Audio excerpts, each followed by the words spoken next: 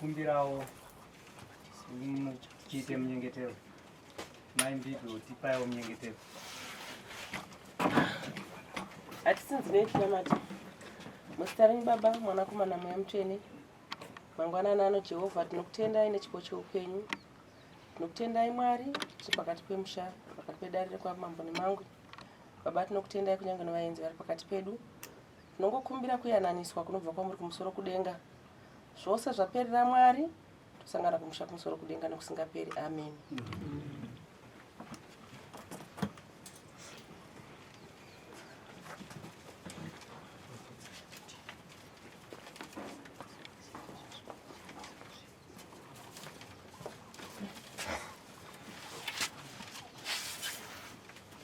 Ngatisei maoko ndagoma vanoita ungana pano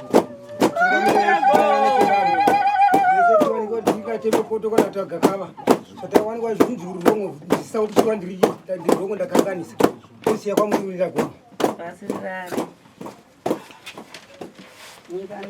tatenda regai tizisane zviziso sezvo tatanga basa redu. Stanford Chiwara.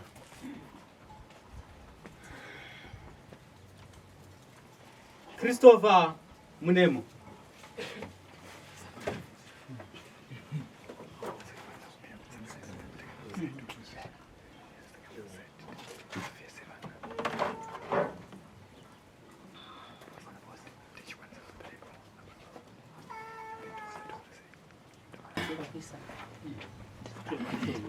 Stanford Chiwara.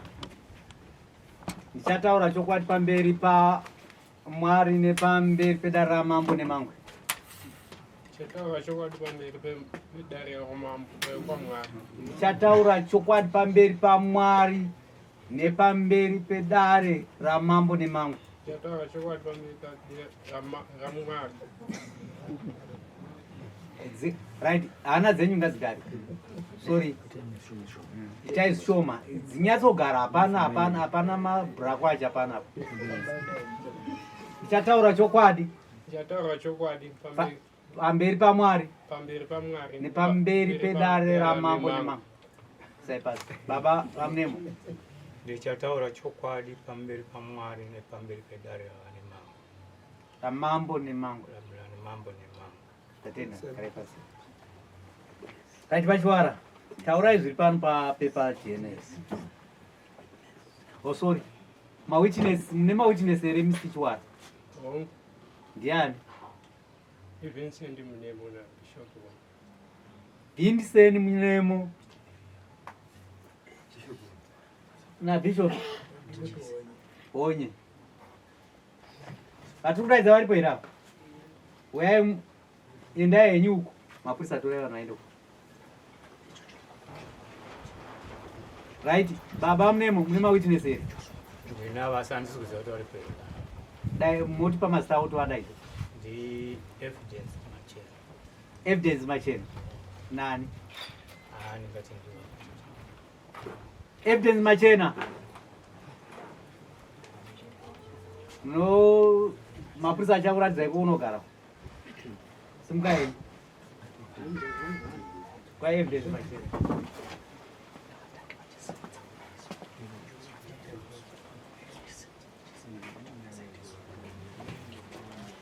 Imwe Munemo, sati ndataura zvakawanda. Witness yenyu iwitness here kana mudzimai wenyu? Eyewitness. Iwitness. Asi mudzimai wangu. Vakachena ndiri kubvunza, vamune ndiri kubvunza. Iwitness yenyu here kana kuti mudzimai wenyu? Iwitness asi mudzimai wangu. Alright. Vachiwara tiudzai dambudziko renyu asi muchitaura riri pamapepa. Ndasumuka ndakwidza dare vamunemu nechikoro ndavakwidzira dare kuti aiuraya nemukadzi wangu. Aiuraya nemudzimai wenyu? Mudzimai wangu yakambotongwa pano pane mangu yekumurimira mumunda nekuinda kusvika pamba pavo ndana tsano vakavatora zvinhu zvangu ndakamusungisa iyi handazomukwidza ndeyekuti vachiwara tiri kuti zviri pastatement pano masungisira vamunemo kuti vakatora mudzimai wenyu yete? ayo vakahura nemudzimai wenyu? vaihura nemudzimai wangu. Vaihura nemudzimai wenyu? Mune umbowe? Umbo wakawanda. Taurai. Ana enyu ngaigare zvakanaka munene? Ngaigare. Kekutanga kechituka ndamusungisira ndekekuti mudzimai wangu anga akuuya uku kwavamunemu achivata naye akabva omupa chikafu oenda nacho. Mwana wangu ndokuuya akati dedi ndikuda beti, tikati beti handisati ndatora mwanangu asi ndichaanotora kuchikoro. Taurisai baba vachiwara. Mwana wangu akauya akati ndatumwa ndikuda beti, tikati beti handisati ndatora kuchikoro, kana atora kuchikoro uchayodi otora, asi ndatumwa achibagwa ndopuhwa navamunemu chibagwa chekuti tinodya kumba. Vamunemo chii chenyu imi? Muzukuru wangu. Ko muzukuru anobatsira sekurusi? Abetseri nemutowo. Abatsi nemutowo iwoyo? Right. Pane zvamunoda kubvunza kuna vamunemo? Vachiwara ipi? Right, pamusoro itakarira kudza dare. Vachiwara jekesai nyaya yenyu. Mwana wenyu ndo wakangouya ndokubva ataura zvindobva matoti nhasi paipai wairamba ndazomubatira apa ndizvo? Mwana wangu akagunduudza. Ndo pandiri kuti ndobva mati paairamba padare nhasi ndazomubata. Akupa mhuri yangu chikafu ndizvo here? Ndofunga mabvunzo pane humwe futi uchapupu mabvunzo napipi kunze kwaizvozvo. Mune imwe bvunzurudzo yamakazoita here kuti mubate kuti chokwadi vari kutora mudzimai wenyu kana kuti ndizvozvo chete kana kurifeya kuti yakatorwa pasabhuku kana kwani? Pane chimwe chinhu here chiri evidence kuti avanohura nemudzimai wenyu? Evidence nesande yapera iyo yakamusungisa kwane masakadza. Ndasvika kwane masakadza ndikataura vamunemo vakazobvumira vega kuti hongu ishuwa ndaidana nemukadzi wangu. Vana masakadza vakupai tsamba here? Vakandipa. Pamusoro mambo pamusoro PP ndofunga iyi kesi ine referral letter kubva kuna headman nemasakadzi. Saka zvimwe zvingangotitorere nguva because nyaya yakatobikwa ikaibva. Ndofunga sezvavataura kuti nyaya yakatombopinda muno varume vaviri ava vakarambirana. Saka dai tahwa tsamba yakabva kuna headman nemasakadza kuti vakatonga vakabata umhoho kuti kudii zvinove zvakahoita kuti vanzi vakabakwa nemhosva.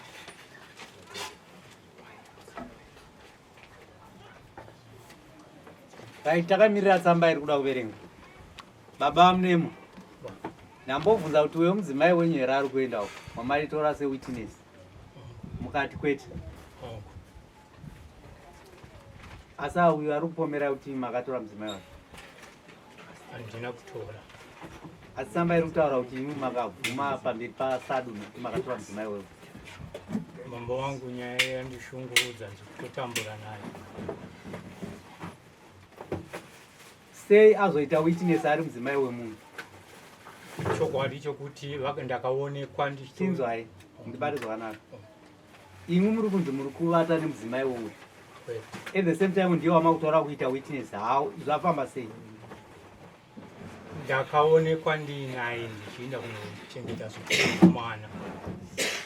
Asi kahangave witness chiwai chinonzi witness munhu asiri mukati menyaya yamuri kupomekwa. Iye mukadzi wake ari kunzi muri kurara naye ari kupomekwa umhosva sezvamuri kuitwa imi. Haukamu kuti iye azova witness futi kwamuri. Muri kubara zvakanaka. Ini ndikanzi ndarwa nemi. Witness ndiuyu arapa anoona kuti wava vachirwa. Kwete kuti ndarwa nemi ndozonzi witness ndevamunemo varwa navo. Zvinoita here? Azviitika. Saka mati awo ndi witness yenyu pakuti kudii. Hanzi ndakaonekwa ndinavo. Hamusi kubara zvakanaka baba munemo. Ina hanzi nani ndati witness munhu anowitnessa kuti zvechokwadi hamusinzi rege ndite hamuna kurara naye. Asi semaona nda kuita uyo wamuri kuti witness ndiye wamuri kunzi makarara naye. Haagoni kuva witness kwamuri. Ndakubvunzai twice chida kuti maybe muri waende kuti zo aiwa uyo haagoni kuita witness. Papotseka mambo. Kura kuti aita witness kura kuti makatora mudzimai uyu.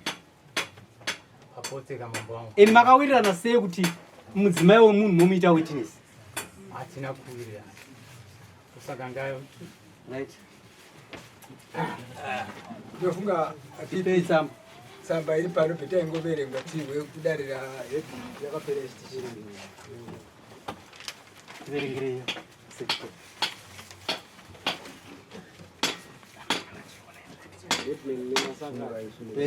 Voice camera. Headman nemasakadza 180204 vaifanira ku 24 kwamuri chifi ndatonga nyaya yaStanford Chiwara naChristopher Munemo.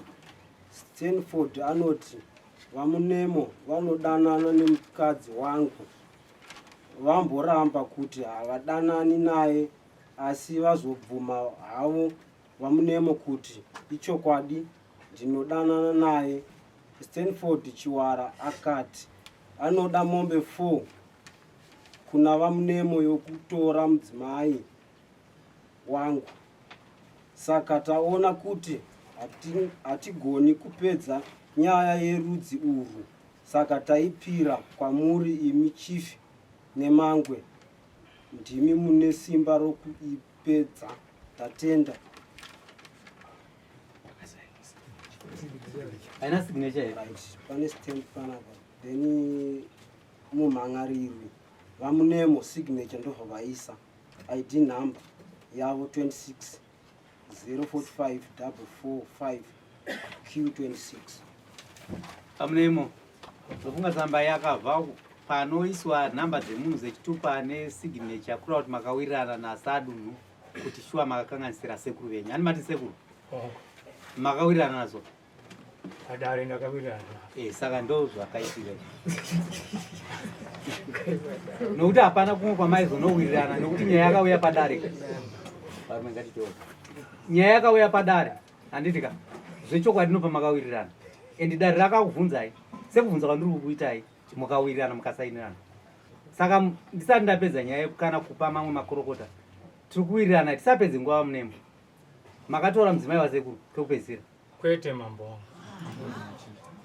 Mune zvinhu zvinokwana 3 here kana 2 zvinoita kuti titi hamuna kutora mukadzi wemunhu. Kana kuti zviga kana kuti mamwe mapoints amunofunga kuti ndikanyatso kuexpressa anogona kuita kuti ndibude munyaya yekuti handa kutora mukadzi wemunhu. Munawo here? Wangu. 1. Ndakaonekwa ndinaye ndichi. Chero vakawanikwa vakarara vakaonekwa. Muri kubara zvakanaka. Vari mumba, vari mudondo, chokutanga kuona munhu achiita mhosva. Saka makaonekwa muchiita izvozvo. Kwete. Which 2? Pindura ndipeka which 2 kuti chinoita evidence kana zvingakupei proof yekuti shuwa nyaya haipo amupo mai. Handina kumbobvira ndakadanana. Alright. Pamusoro vamunemo ndokumbira kubvunza kuti kudare makabvuma chikonzero nei zvinomakuramba pano pamambo nemangwe. asi uku nyaya yenyu yakatongwa mukabvuma ndozvamakaita kusvika paita judgment uye akutaurira zvaanoda asi yezvino makuramba chikonzero nei nekuti pane zvokuti totamisirana nguva ichokwadi chikonzero ndichokuti inini handina kumbobvira ndakarana navo asi ndakaonekwa ndichifamba navo. Right? Baba, ndikufunga nyaya ine maminutes ari muno manditika makamboramba saizvozvo. Tikati chine manager achifambisi. Chinomirira kuti mavara chadini aonekwe. Ndokumbera kubvunza mubvunzo. Padare raheadman vane masakadza panga paine mapurisa anga ine imbwa here akakumanikidzirai kusvikira mazotenda kusvika pakuzonoburitsa nhamba dzichitupa dzenyu mukanyora pagwaro riri pasi pedare ravaheadman masakadza makavhundutsigwa here kana kumanikidzigwa kuti mutende musaine kusvikira mazopiwa judgment yekuti ng'ombe 4 ndipinduro ipapo panga paine kumanikidziwa here papasina pp ngatirege kuvapa malupo kana nyaya yacho arifei kubva kuna headman inyaya inenge yakatobikwa ikatopera. Saka the next step ndiye kwamuri. Alright. Ndofunga ndakutopedza baba munemo ndongo ndikavharire 1 taura yenyu mamutaura. Zvinongova pamwe zvimwe chete kuti havana kumanikidzwa vari kuti vakasaina nekuziva kuti vapara mhosva. Saka zvinongova pachena kuti mambo ngavapedzise. Mr. Mune baba munemo ndofunga mataura mogambune kuti handa kumanikidzwa handitika kura kuti zvakaitika ndokuti makakanganisira mwoyo takuisa kwamambo mawitness yenyu ochidzoka zvawo hapachina chidaidze vanhu vaya torachiuya mambo isomaona ataita izvizvi nyaya yakapedzwa naheadman already yanga yatambopractice nyaya yachona muno muground tikavawanira mhosva vamunemo saka by now ikaenda kwaheadman vakanoidiwo futi vakaonekwa munemo vachikanganisira sekuru wavo semaona ndaita chero ivo vacho witness yavo inenge yakazvitakura saka already pane separation witness yavo nemurume wavo asi ane pamuviri yavo vakawanikwa vachifamba naye saka tiri kuona sekuti vamunemo ane chekuita nemudzimai wavo mambo tasiya kwamwe.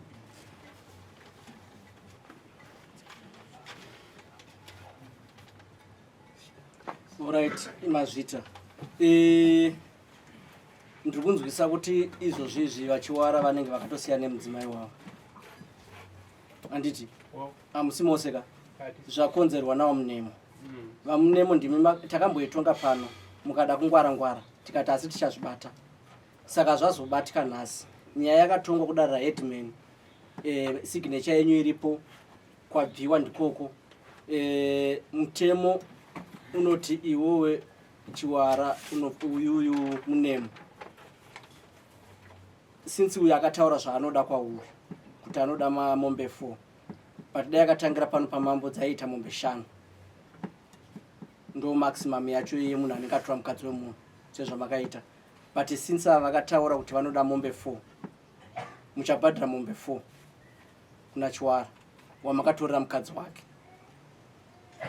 ende mukatarisa age yene age yake ndimaona kuti mapaza imba yevana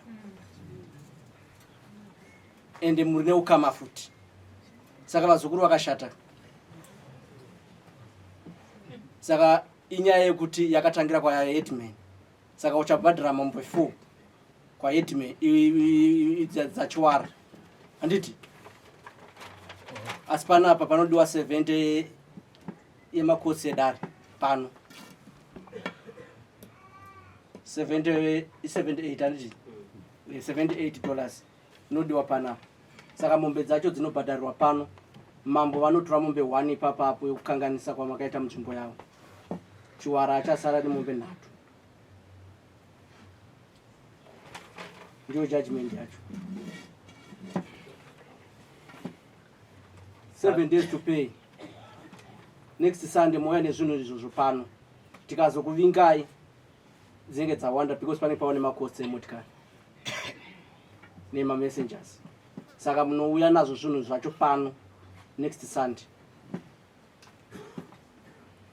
uyai muise signature tokumbirai baba Chiwara uyai kuno nemi Wai nda yenyu ne ukumutendere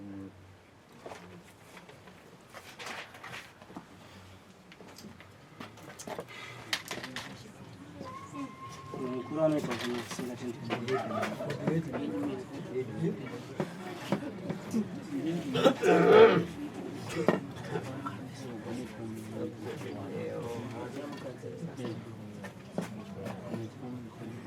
Mawitness aya daidzwa atadzoka. Mapurisa tidaidzire mawitness aya dzoka.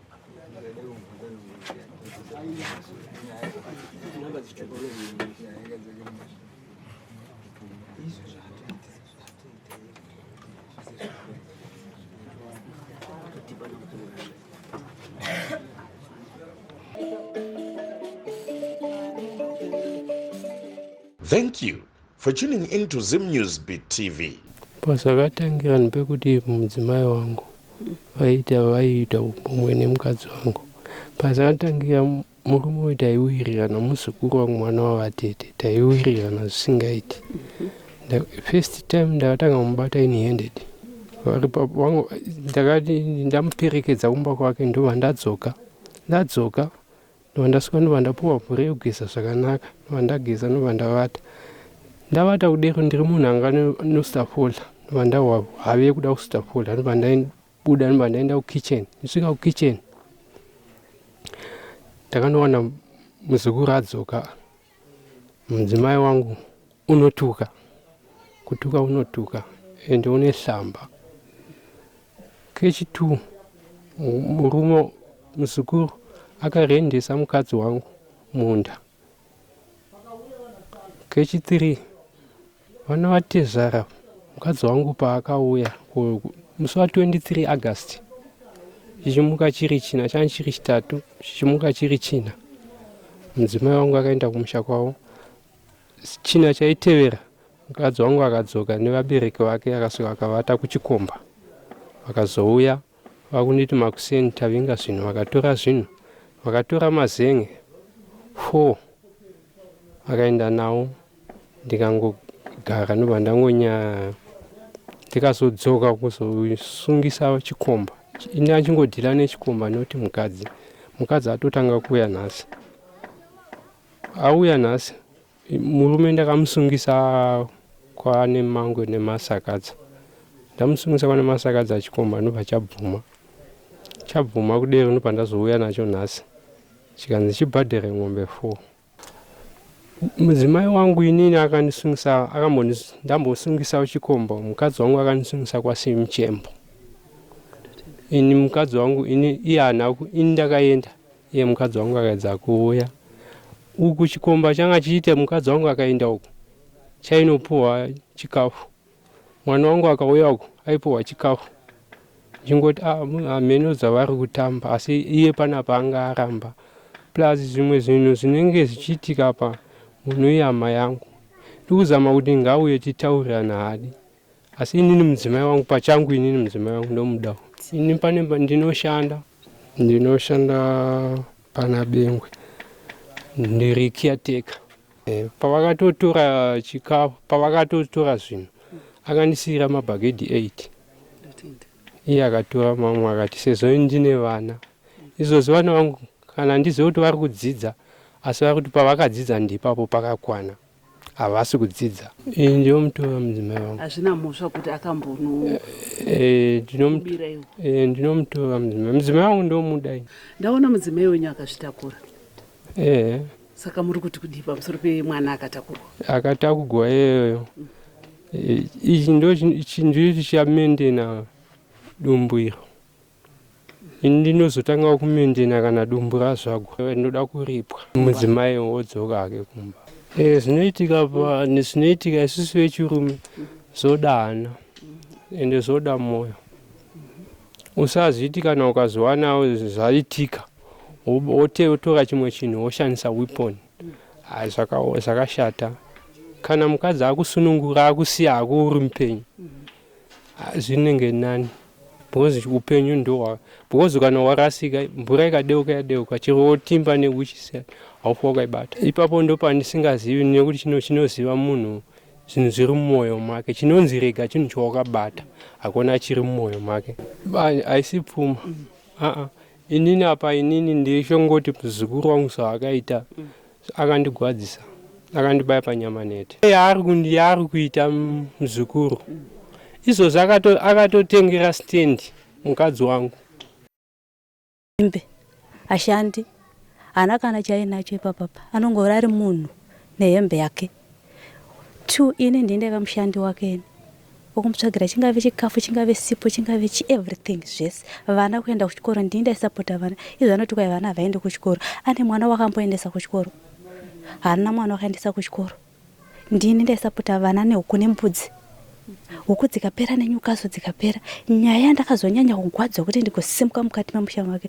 murume inda ndakambowanikwa ini ndobva ndazvara mwana wangu musikana 1 mwana akakura achichengetwa namai vangu nababa vangu mai ndozosvika pakunoshayika mai vashayika baba ndobva vazosvika pakuona kuti ndadzidzisa kubva grade 1 kunosvika grade 7 sekondari yakundiremera kuti vanga vaone nevavo vana ndobva nditi mwanangu kana uchikwanisa kudzidzisa mwana shuya umbotoriwo mwana umbodzidzisa uchi sekondari anditi zvoshuwa ndakaya ndikataura naye murume akanditi ndanotora chii mwana anditi ndikaya ndikatora mwana ndikaisa mukati memusha ndikagara naye mwana uya form 1 vakaita maform 1 vave 2 ndikatengesa mbudzi ndikatengesa huku vana vakaenda pachikoro pana Bengwe vana avaenda pachikoro anditi pakazoita mvura tarima baba vangu ndobva nditi mwanangu ndikukumbira kuti mbuye mundibetsere kukuhwa mbeu dzangu ende ndakauya zveshuwa ndobva taenda kuhwa mbeu dzipi dziya asi yakataise yanga iri nhembe yakatadza kupedza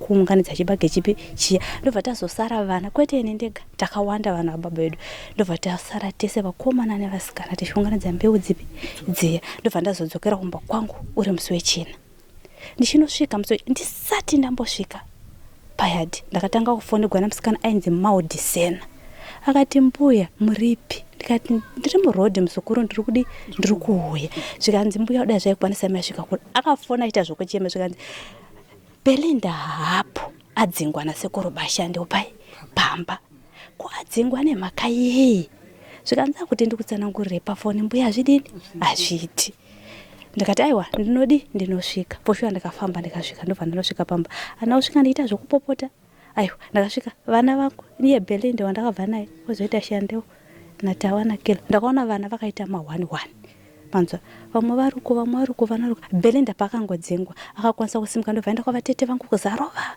akati pano sezvo ini hangu ndisiri mwana wepapi wepano zviri nani ndibve ndisiye vepapi uya ndobva kukwira ndobva ina ndobva ndazosvika ndikati one baba mwana pana kana mwana kana 1 ko vana varipi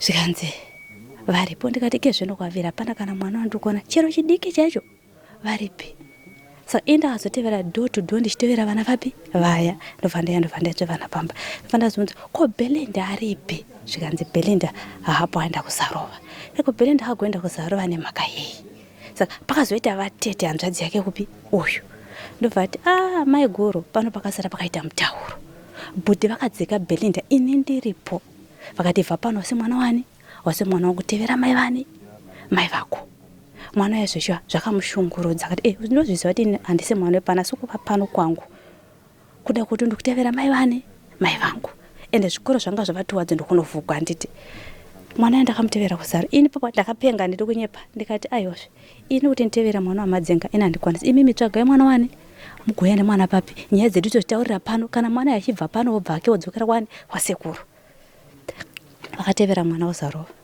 ndobva vatevera mwana ndokunoti tu mwana hoya kumba mwana ndokubva rambata handikwanisi kufamba nani nababa nezvavakaita mwana akazoya navatete vakati ini pano handina kuya zvematare handina kuya kuzotongesa nyaya dzenyu ndiri kuda hembe dzemwana ndinosiya mwana pana sekuru vake indobva ndati aiwazve izvozvo ndikuzviwa vatete asi ndane chikumbo chekuti mwana ari kuenda kuchikoro ndandichikumbira kuti aende kuchikoro mwana akati mama zvamutaura kuti ndiende kuchikoro hongu ndinozviwa asi kuti ndichienda kuchikoro ndiri pano nemashoko andakasangana mwana iye hatauri asi papa akasvika pakutaura akati handikwanisi kuti ndiende kuchikoro ndiri papi nokuti baba ndanga ndakanyarara zvizhinji nguva yese ndisingatauri asi nhasi azvogarisana nababa ini handichakwanisi nokuti vanditi bva pano wasi mwana wani wasi mwana wangu tifatambotaura tikadaidzana vamwe zvokuti zviya zvongoti zvomamisha zvitigadzirana, asi mwana akasvika pakuramba kuti aiwazve ini handikwanisi kuti ndirambe ndakagara pano. Saka ine nyaya kuti inini ndakagwadza kuti hongu